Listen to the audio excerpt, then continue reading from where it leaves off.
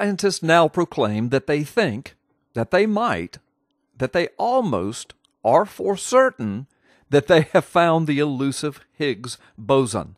They claim that there will be years of research before they really know for certain. So what is all of the hullabaloo about the famous God particle, or the Higgs boson?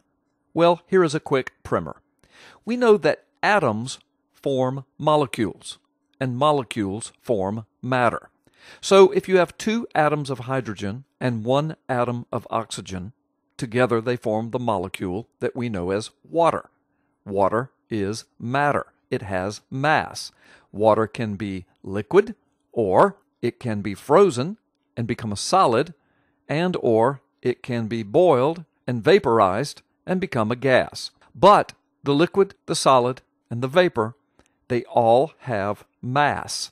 So all matter has mass. That is, it has substance, or volume, or solidity, gas, liquids, and solids.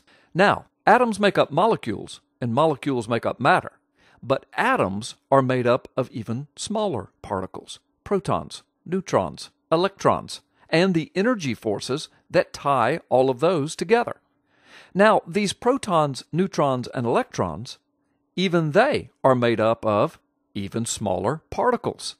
The study of these smallest particles known to man is called quantum physics or quantum science, quantum mechanics. Now, this is very important. These quantum particles are held together by energy particles or energy forces called bosons. Now, here is the physics problem. This is what has scientists stumped. Everything we know as reality has substance to it, or mass. Everything we know is made up of matter. The problem is that the quantum particles, of which everything is made, do not have mass. They do not have substance, or volume, or solidness. So how do things that have zero mass create everything that is real, and everything that is real has mass, the essential element of life? Yet the things that make them up do not have mass. That is the question. Dr. Higgs in the 1960s theorized there was a boson out there somewhere that contained the energy force or source that when passed through just the right field of energy and circumstances, this boson might impart mass to the quantum particles as they were making up atoms of reality. I suppose a simple human illustration of something along these lines might be if you were to think about the invisible specks of dust in the air of a room. Your eye doesn't see these specks, but they are in the air. Tiny electromagnetic charges in the air serve to bind these little specks of dust together so that the invisible dust particles eventually show up as a marble-sized dust ball on your floor. All of a sudden, these tiny little invisible particles have joined themselves together into visible mass. In other words, something has been created, if you will. Well, this is similar to what scientists are looking for at the quantum level. The Higgs boson, the energy source that brings these invisible particles together into the stuff of life and imparts to them mass. With mass, we can have matter. With matter, we have the stuff of life. Without matter, we cannot have life. Again, this is extremely fascinating science, but the Word of God has always been way ahead of science, even this science. For example, listen to Hebrews 11:3. By faith we understand that the universe was formed at God's command, so that what is seen was not made out of what was visible. And listen to Colossians chapter 1, verses 16 and 17.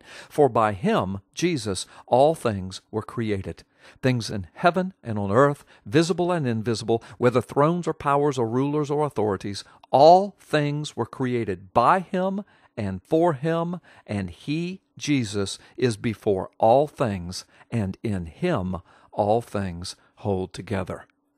So here is the real problem with the Higgs boson. Not that it may be discovered, it probably will. The theory has vast scientific validity. The problem is that to say the Higgs boson is what created life and that there is no need for an intelligent designer is like saying that the dust ball laying on your floor could eventually become a living thing. Or even better, that it could become eventually 20 million species of living things, complete with their systems and subsystems and sub-subsystems. To make the leap that the Higgs boson is the particle that creates life is like saying that a dust ball will eventually become a living thing. Without an intelligence behind it, or God, a dust ball will always be just a dust ball. The Washington Times calls it a must-read book, a muscular defense of the Christian faith, an arsenal of powerful rebuttals against Christian bashers. Amazon Books calls it a #1 bestseller. I call it blessed and used by the Lord. Considering the times in which we now live, you need this book. Available at Amazon.com and the WND Superstore.